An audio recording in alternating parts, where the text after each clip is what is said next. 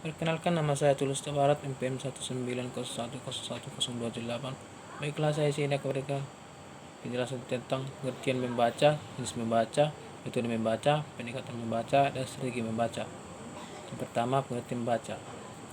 Pengertian membaca adalah kegiatan melihat tulisan bacaan dan proses memahami teks dengan bersuara atau di dalam hati. Kedua, jenis membaca.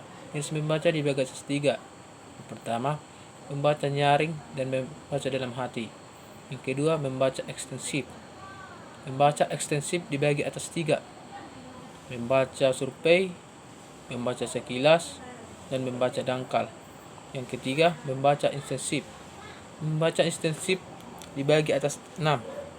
Yang pertama, membaca teliti, membaca pemahaman, membaca kritis, membaca ide, membaca bahasa asing, membaca sastra, membaca literal, kritis, dan kreatif.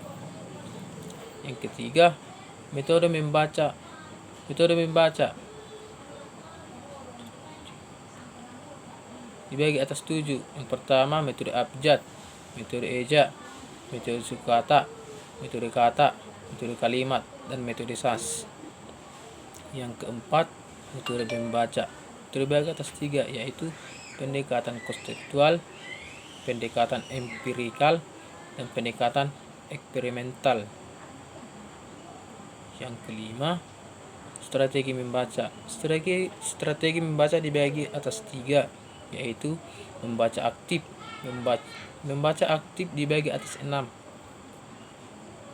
Yang pertama, fokus pada pertanyaan, memanfaatkan daftar isi dan teks, kilasan, membaca cepat, mencatat, membahas catatan. Yang kedua, membaca cepat. Membaca cepat hanya satu, yaitu memperhatikan kecepatan baca. Yang ketiga, membaca secara kritis.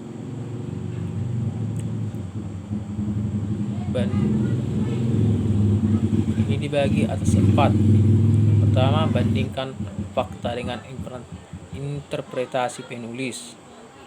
Yang kedua, sebuah kata atau kalimat makna yang bukan hanya tekstual.